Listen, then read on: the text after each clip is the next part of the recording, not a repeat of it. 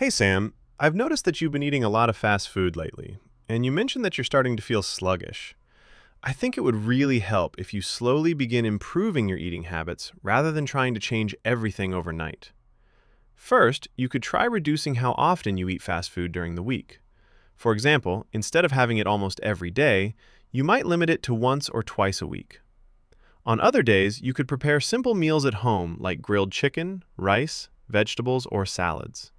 Home-cooked food is usually healthier and gives your body the nutrients it needs. Another thing that might help is planning your meals ahead of time.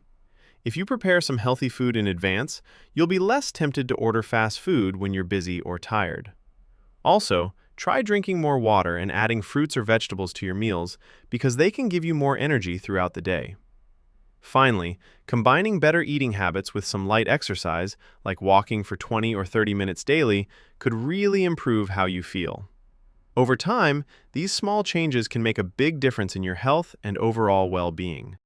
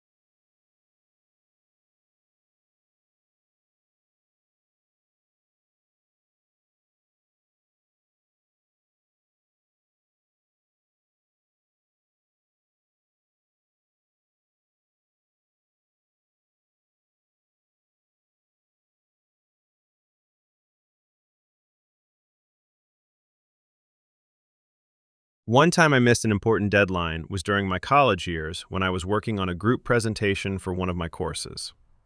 Our team had to submit the final slides by midnight, but unfortunately, I underestimated how long it would take to complete my part.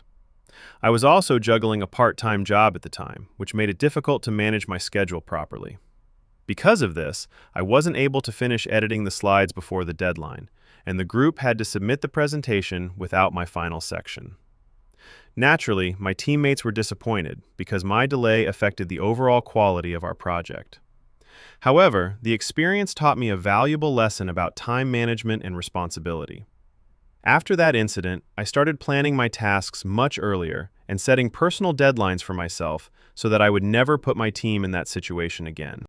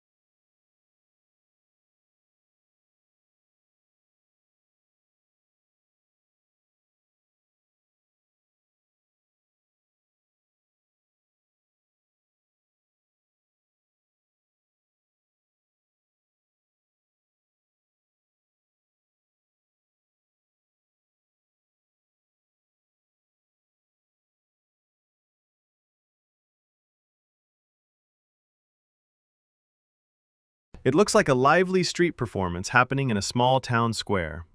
In the center, there's a group of young dancers performing what seems to be a hip-hop routine. One dancer in a green hoodie is leading the group with energetic moves, while others around him are dancing in colorful outfits like purple, orange, and blue. Behind them, a performer in a red hoodie is lifted above the group with his arms raised, which makes the performance look even more exciting. Around the dancers, a large crowd has gathered in a circle. Many people are smiling, clapping, and cheering for the performers. Several spectators are holding up their phones to record the show. In the background, there are small buildings, including a cafe called Cafe Luna and a pub named the Old Crown Inn. Overall, the atmosphere feels festive, energetic, and full of community spirit.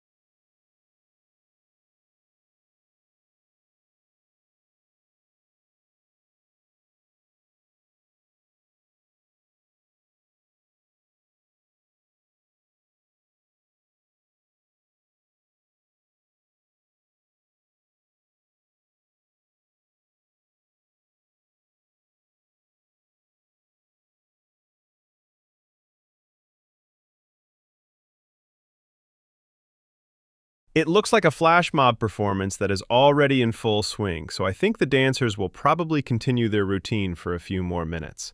They seem well organized and energetic, especially the dancer in the green hoodie at the front, who appears to be leading the group. The performer in the red hoodie, who is being lifted in the air, might soon come down, and the group may transition into another synchronized move. Meanwhile, the crowd around them will likely become even more excited. Many people are already recording the performance on their phones, so I imagine some of these videos will later be shared on social media. After the routine finishes, the dancers will probably bow or celebrate together, and the audience might clap loudly or even approach them to compliment the performance before everyone slowly returns to their normal activities.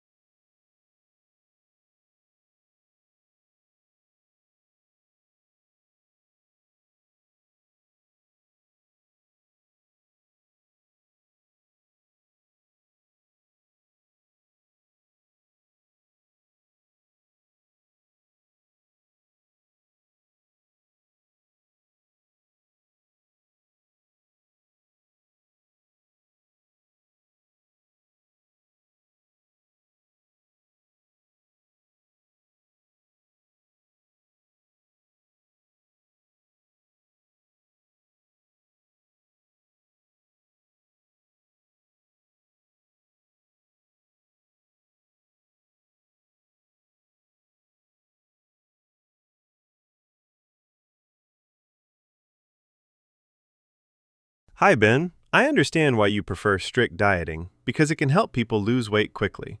However, I honestly think eating in moderation is a much healthier and more sustainable approach. When someone follows a very strict diet, they often feel stressed and restricted, which can eventually lead to frustration or even burnout. In contrast, eating in moderation allows you to enjoy different types of food without feeling guilty. Another advantage is that moderation fits much better with everyday life. For example, you can still go out with friends, attend social events, and enjoy meals together without worrying too much about breaking strict rules. Over time, this approach is easier to maintain because it focuses on balance rather than restriction. In the long run, developing healthy eating habits is far more important than getting quick results, which is why moderation is a better choice.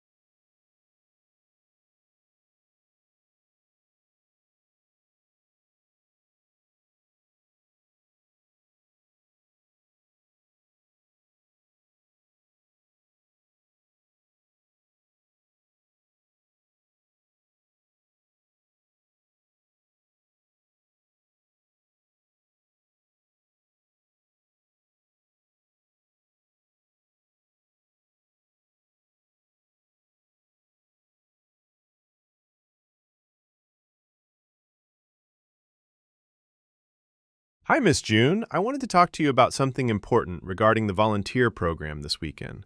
I had already committed to helping at the community event, and I was really looking forward to contributing because I know the program supports many people in need. However, I recently found out that my parents expect me to attend an important family business event on the same day. Both commitments are very important to me, and that's why I wanted to discuss the situation with you as soon as possible. I was wondering if there might be any possibility of adjusting my volunteering schedule. For example, I could help earlier in the day, stay a little longer on another day, or even assist with preparation before the event. I truly value the opportunity to volunteer, and I don't want to let the team down. Please let me know if there is any alternative arrangement that might work.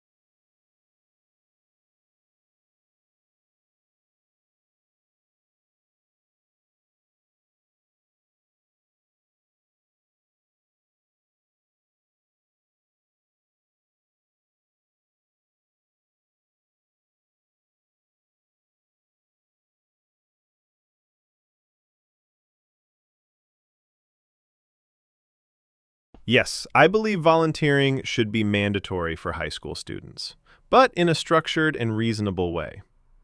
Education is not only about academic success, it is also about developing character, empathy, and social responsibility. Volunteering can play a crucial role in shaping these qualities. First, mandatory volunteering exposes students to real-world experiences beyond the classroom. For example, helping at community centers, environmental campaigns, or local charities allows them to understand social issues firsthand. This practical exposure builds compassion and helps students appreciate different perspectives. Second, volunteering develops valuable life skills such as teamwork, communication, and leadership. These skills are highly beneficial for university applications and future careers. When students work with diverse groups of people, they become more confident and socially aware. However, it is important that the requirement is flexible and meaningful rather than forced. Students should have options that match their interests. Overall, I believe structured volunteering can positively influence students' personal growth and prepare them to become responsible citizens.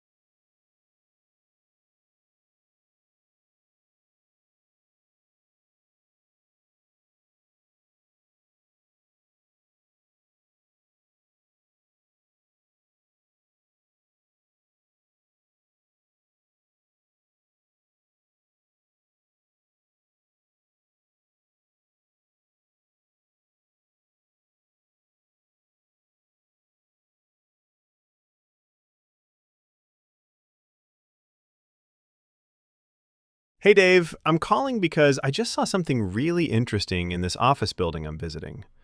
Inside the ground floor, there's actually a large bicycle parking area for employees.